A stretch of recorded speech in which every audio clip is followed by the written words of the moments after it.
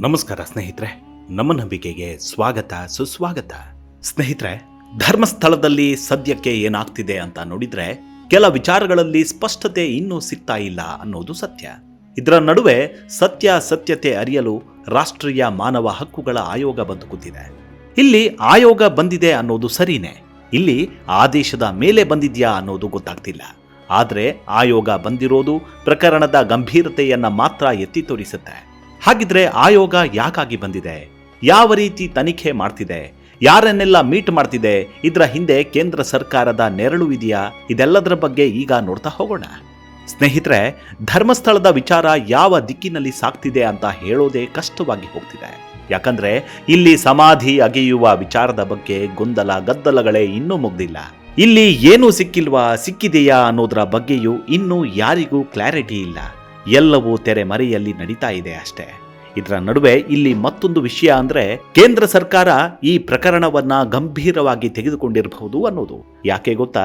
ರಾಷ್ಟ್ರೀಯ ಮಾನವ ಹಕ್ಕುಗಳ ಆಯೋಗ ಸೋಮವಾರ ಧರ್ಮಸ್ಥಳಕ್ಕೆ ಬಂದಿದೆ. ಹೀಗೆ ಮಾನವ ಹಕ್ಕುಗಳ ಆಯೋಗ ಬಂದಿದೆ ಅಂದ್ರೆ ಅದು ಸುಮ್ಮನೆ ಅಲ್ಲ, ಕೇಂದ್ರ ಸರ್ಕಾರದ ನಿರ್ದೇಶನದಂತೆಯೇ ಬಂದಿರುತ್ತೆ.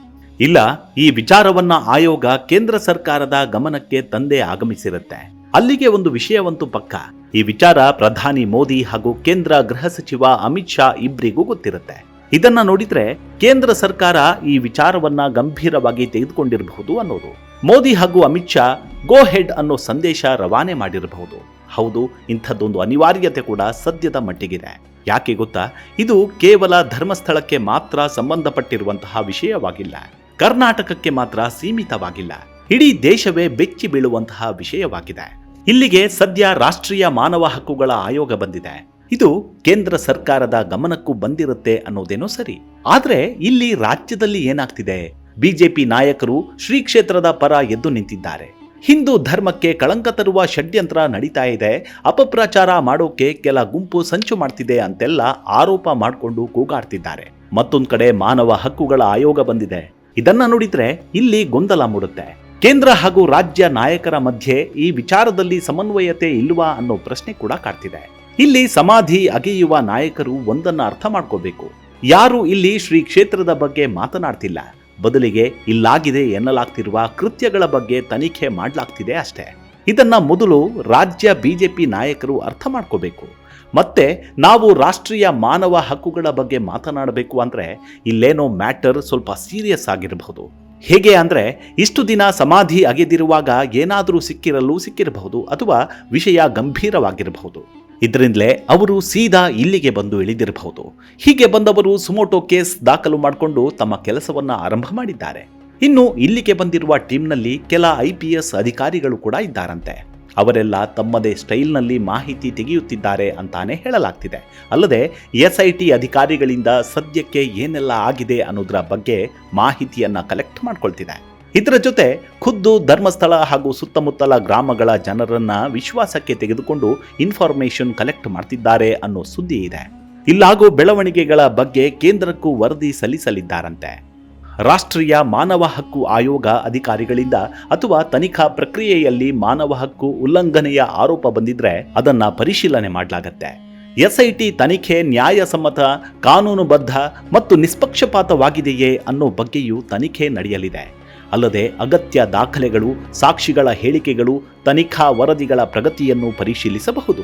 ಕೇವಲ ಇಷ್ಟೇ ಅಲ್ಲ, ಯಾರಿಗಾದ್ರೂ ಬೆದರಿಕೆ ಬಂದಿದೆಯಾ ಅನ್ನೋದರ ಬಗ್ಗೆಯೂ ವಿಚಾರಣೆ ಮಾಡಿದ್ರೂ ಮಾಡಬಹುದು. ಇಲ್ಲಿ ಮೊನ್ನೆ ದೂರುದಾರ ಜಯಂತ್ ಒಂದು ಆರೋಪವನ್ನ ಮಾಡಿದ್ರು, ನನ್ನ ಹತ್ಯೆಗೆ ಯತ್ನ ಮಾಡಲಾಗ್ತಿದೆ ಅಂತ.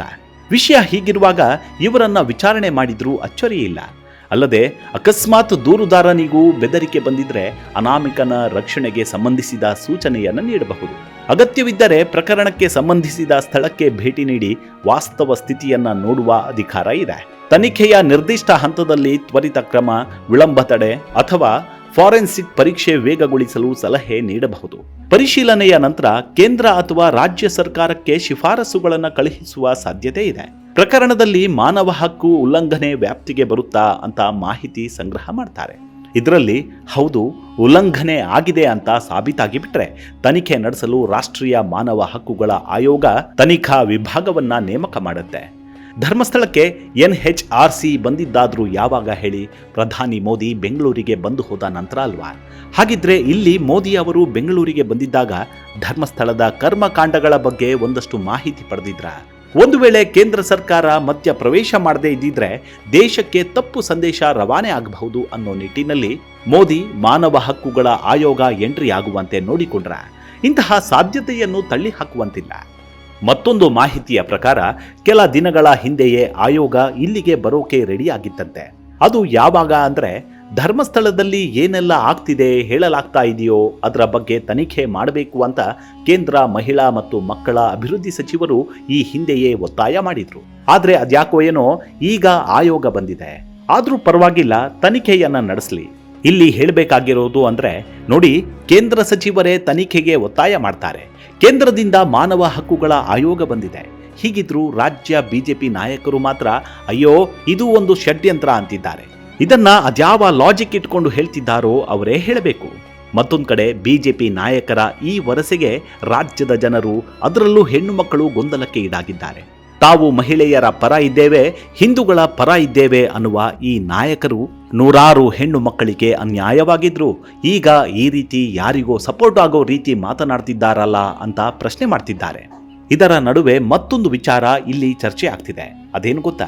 ಧರ್ಮಸ್ಥಳದಲ್ಲಿ ತನಿಖೆ ಮಾಡ್ತಾ ಇರುವ SIT ಮೇಲೆ ಕೇಂದ್ರಕ್ಕೆ ವಿಶ್ವಾಸ ಹಾಗೂ ನಂಬಿಕೆ ಇಲ್ಲದೆ ಇರಬಹುದು. ಇದರಿಂದಲೇ ಪ್ರಧಾನಿ ಮೋದಿ ಹಾಗೂ ಗೃಹ ಸಚಿವ ಅಮಿತ್ ಶಾ ಮಾನವ ಹಕ್ಕುಗಳ ಆಯೋಗವನ್ನ ಕಳಿಸಿಕೊಟ್ಟಿರಬಹುದು. ಆಯೋಗ ಕೊಡುವ ವರದಿಯನ್ನ ಆಧರಿಸಿ ಕೇಂದ್ರ ತನಿಖಾ ತಂಡವನ್ನ ಕಳುಹಿಸಿಕೊಡಲೂಬಹುದು. ಯಾವುದನ್ನು ಹೇಳೋಕ್ಕಾಗಲ್ಲ.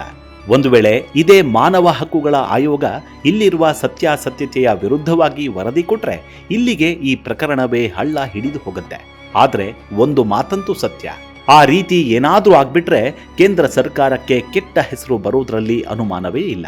ಆದ್ರೆ ಇಲ್ಲಿ ಈಗ ಧರ್ಮಸ್ಥಳದಲ್ಲಿ ಅವರಿಂದ ಏನೆಲ್ಲ ಆಗಿದೆ ಅನ್ನೋದನ್ನ ನಾನು ನೋಡಿದ್ದೇನೆ, ನನಗೆ ಗೊತ್ತಿದೆ, ನಾನು ಸಾಕ್ಷಿ ಹೇಳ್ತೀನಿ ಅಂತ ದಿನಕ್ಕೊಬ್ರು ಇಬ್ರು ಈಗ ಮುಂದೆ ಬರ್ತಿದ್ದಾರೆ. ಸಾಲದಕ್ಕೆ ಧರ್ಮಸ್ಥಳ ಹಾಗೂ ಸುತ್ತಮುತ್ತಲ ಗ್ರಾಮಸ್ಥರು ಕೂಡ ನಮಗೆ ಎಲ್ಲವೂ ಗೊತ್ತಿದೆ ಅಂತ ದೂರು ಕೊಟ್ಟಿದ್ದಾರೆ. ಹೀಗಿರುವಾಗ ಮಾನವ ಹಕ್ಕುಗಳ ಆಯೋಗ ನಿಷ್ಪಕ್ಷಪಾತವಾದ ವರದಿಯನ್ನೇ ನೀಡುತ್ತೆ ಅನ್ನೋ ನಂಬಿಕೆ ಜನರಿಗಿದೆ.